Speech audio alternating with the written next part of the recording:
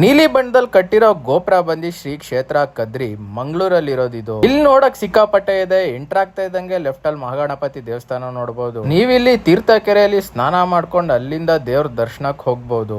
ದರ್ಶನ ಒಂದು 12 ಗಂಟೆಗೆ ಒಂದು ಆರತಿ ಆಗುತ್ತೆ, ಮಿಸ್ ಮಾಡಕ್ ಹೋಗ್ಬೇಡಿ. ದರ್ಶನ ಮುಗಿಸ್ಕೊಂಡು ಮೇಲ್ ಹೋಗ್ತಾ ಇದ್ದಂಗೆ ನಿಮ್ಗೆ ಗೋಮುಖ ಗಣಪತಿ ದೇವಸ್ಥಾನ ಕಾಣಿಸುತ್ತೆ. ಗಣೇಶನ ಆಶೀರ್ವಾದ ತಗೊಂಡು ನಂದಿ ಬಾಯಲ್ಲಿ ನೀರ್ ಒಂದ್ ಚೊಂಬಲ್ ತುಂಬಿಸ್ಕೊಂಡು ಶಿವಲಿಂಗಕ್ಕೆ ಅಭಿಷೇಕ ಮಾಡಬಹುದು. ನೀವೇ ಶಿವಲಿಂಗಕ್ಕೆ ಅಭಿಷೇಕ ಮಾಡೋದ್ರಿಂದ ನಿಮ್ಗೆ ತುಂಬಾ ಚೆನ್ನಾಗ್ ಅನ್ಸುತ್ತೆ. ಅಷ್ಟರಲ್ಲಿ ದೇವ್ರನ್ನ ಆಚೆ ತಗೊಂಡ್ಬಂದಿ ದೇವಸ್ಥಾನ ಸುತ್ತ ಒಂದ್ ಪ್ರದಕ್ಷಿಣೆ ಹಾಕಿಸ್ತಾರೆ. ಅದನ್ನ ಮುಗಿಸ್ಕೊಂಡು ಇನ್ನೊಂದ್ ಸ್ವಲ್ಪ ಮೇಲೆ ಮೆಟ್ಲತ್ಕೊಂಡು ಹೋದ್ರೆ ಆಂಜನೇಯ ಸ್ವಾಮಿ ದೇವಸ್ಥಾನ ಸಿಗುತ್ತೆ. ಆಮೇಲೆ ನಾಗದೇವತೆಯ ಸನ್ನಿಧಿ ಸಿಗುತ್ತೆ. ಜಾಗದಲ್ಲಿ ಎಷ್ಟೇ ಬಿಸಿಲು ಇದ್ರು ಗಾಳಿ ಮಾತ್ರ ಸೂಪರ್ ಆಗಿ ಬರ್ತಿರುತ್ತೆ. ಕುತ್ಕೊಂಡು ಟೈಮ್ ಪಾಸ್ ಮಾಡಬಹುದು. ಅದಾದ್ಮೇಲೆ ಇನ್ನೊಂದ್ ಸ್ವಲ್ಪ 90 ಮೆಟ್ಲು ಹತ್ಕೊಂಡು ಹೋದ್ರೆ ನಿಮ್ಗೆ ಪರಶುರಾಮ ಮಹಾದ್ವಾರ ಅಂತ ಒಂದ್ ಜಾಗ ಸಿಗುತ್ತೆ. ಅಲ್ಲಿ ನಿಮ್ಗೆ ಕಾಲಭೈರೇಶ್ವರ ಸ್ವಾಮಿ ದೇವಸ್ಥಾನ ಇರುತ್ತೆ. ಈ ದೇವಸ್ಥಾನ ಫುಲ್ಲು ಬೆಟ್ಟದ ಮೇಲ್ಗಡೆ ಇರುತ್ತೆ. ಕುತ್ಕೊಂಡು ಮೆಡಿಟೇಷನ್ ಮಾಡಕ್ಕೆ ಒಳ್ಳೆ ಪೀಸ್ಫುಲ್ ಟೈಮ್ ಸ್ಪೆಂಡ್ ಮಾಡಕ್ ಒಳ್ಳೆ ಜಾಗ. ಅದಾದ್ಮೇಲೆ ನೀವು ಬೆಟ್ಟದ ಕೆಳಗಡೆ ವಾಪಸ್ ಬಂದ್ರೆ ಇಲ್ಲಿ ಅನ್ನದಾನ ಮಾಡ್ತಿರ್ತಾರೆ ಸುಮಾರು 1 ಗಂಟೆಗೆ. ಇಲ್ಲಂತೂ ಅನ್ನದಾನ ಮಿಸ್ ಮಾಡಕ್ಕೆ ಹೋಗ್ಬೇಡಿ, ತುಂಬಾ ಚೆನ್ನಾಗಿರುತ್ತೆ. ಆಮೇಲೆ ಅನ್ನ ಯಾವತ್ತು ವೇಸ್ಟ್ ಮಾಡಕ್ ಹೋಗ್ಬೇಡಿ. ಊಟ ಮಾಡಾದ್ಮೇಲೆ ಸ್ವಲ್ಪ ಪಾಯಸ ಇರುತ್ತೆ, ಪಾಯಸ ತಿನ್ನೋದ್ ಮರಿಬೇಡಿ. ಅದಾದ್ಮೇಲೆ ನಿಮ್ ತಟ್ಟೆ ನೀವೇ ತೊಳೆದ್ಬಿಟ್ಟು ಎತ್ತಿಕ್ಬೇಕು. ಇದು ಬಂದು ಶ್ರೀ ಕ್ಷೇತ್ರ ಕದ್ರಿ ಇರೋದು ಮಂಗಳೂರಲ್ಲಿ. ಒಂದ್ಸಲಿ ವಿಸಿಟ್ ಮಾಡೋದ್ ಮಾತ್ರ ಮರಿಬೇಡಿ.